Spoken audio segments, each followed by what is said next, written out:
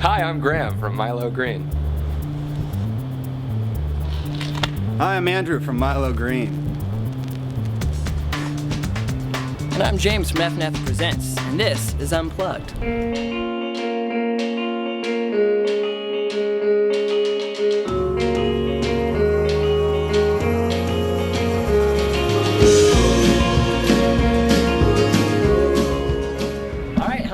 And welcome to FNF Presents. We are here with Graham and Andrew from Milo Greene. I want to start with a very serious question, and I hope that's okay. On a daily basis, how often do people ask if you're related to Milo Greene? Does that ever happen? On a daily basis, I guess it's probably like 0.00008. I think it's probably happened like twice. So if there's 365 days in a year, I'm 28. I mean, I can't do the math, but it's okay. It's a small fraction probably. I actually appreciate the fact that you started to try and do the math. Like you attempted, I did pretty well on my SATs, so I was just trying to apply that. Yeah. Well, let's talk about SATs real quick. Going to college, you guys both said you're local. Did you both go to college? Mm-hmm. Did you learn anything that is helping you guys be a band today in college? I was a psychology major, which being in a touring band full time is about the most useful degree I think you could possibly have. He's the band therapist. Yeah. Nice. Keeping it even flame, trying to keep everybody, keep everybody chilling. Right. So you're like the master negotiator. Like William Shatner for Priceline. Right. Sure. Right. Yeah, I'll take Shatner any day. That's fine. Hey, we actually get 25 cents for any time anyone mentions Priceline. You can name your own price, and it's a great tool. I love to use it. There you go. Priceline. We just made $1 right there. What's our cut in that? 0. You guys recently announced, like last week, that you have a new album hitting January 2015. Can you tell us about the new album? Yeah, it's called Control. It's going to be out January 27th. Over the next couple months, we're going to release a song at a time. Okay. So next month we'll be releasing one called On the Fence, and maybe that's all the teaser I'll give you so far. Okay. On the Fence. Expect that next month, Milo Greene fans. This month, in fact, the end of this month. Okay. So right around Halloween. It's a pretty spooky single. I was going to say, is it spooky? Can we expect some spooky undertones to this song? It's actually just a cover of Monster Mash. Let's talk about the first single that you guys released, which was White Lies. Doing our research, a lot of people were saying it sounds a little different. It sounds a lot different. Than the first track. The first record. This whole record is like, put up to the... Actually, a friend of mine wrote me the other day and said it's like your first record had a baby with the best parts of 80s music. And I think like there's a lot of this. Our heads were very much in this like kind of dance and very beat heavy and very synth heavy, and so like sonically it's a completely different world.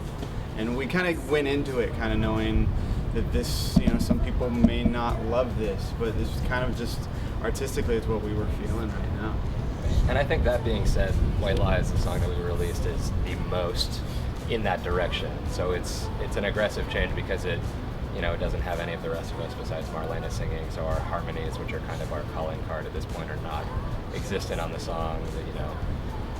There's a lot of keyboards and no acoustic guitars or anything like that. I think it's the most maybe confusing change for some of our older fans, but I do think the record has a new sonic landscape, but also more touches of the first album stylistically. So for the first record you released, Modestin, which was a short film that had every single song represented in it from the self-titled record.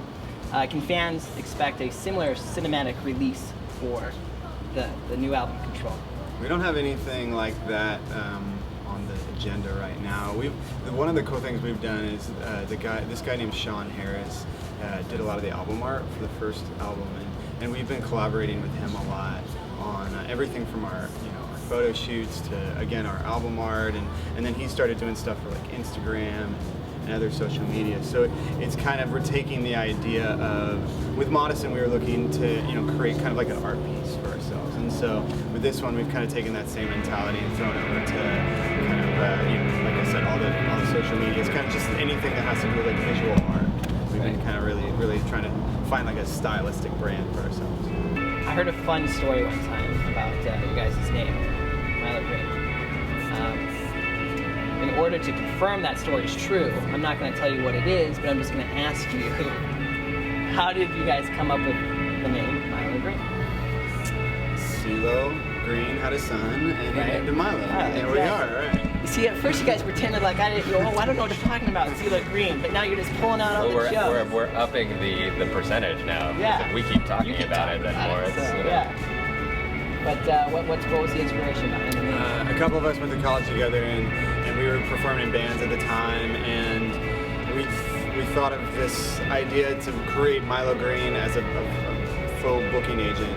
And we would send out emails to places saying, "Hi, I'm Milo Greene, I represent so-and-so," and we found that we got more gigs that way, and so it was always this joke that we would have a band named Milo Greene, and when a couple of us started demoing together, that was always the name we attached, in iTunes as the artist, and here we are. Nice. Yeah, I like just that. So it worked, though. I mean, for all those aspiring artists out there, come Absolutely. up with a fake manager is what you're saying. Anything you can do to seem more professional than you actually are, I think, is usually a good thing to try out. Good. 2015 has a band. What are like your top 3 goals? I think we're looking forward to getting back on the road full time with a new album of songs to play. It's exciting that we get to do, new material and have our fans hear new material and get acclimated to it. I think our album is coming out, so just pushing that and that doing as well as it possibly can is obviously our goal. And I think positivity for all of us to keep, keep the ball rolling. It can be draining to be in a band full time, and I think all of us are excited about this new album and want to grab life by the horns and enjoy it, because it seems silly to waste, getting to be in a band for a living and not stop and smell the roses every once in a while. So absolutely, tour, album, positivity. That's something. You agree with that? Amen. Amen. Andrew's on. Can I get an amen? What's like one message that you would give to your fans? Just talking directly to them.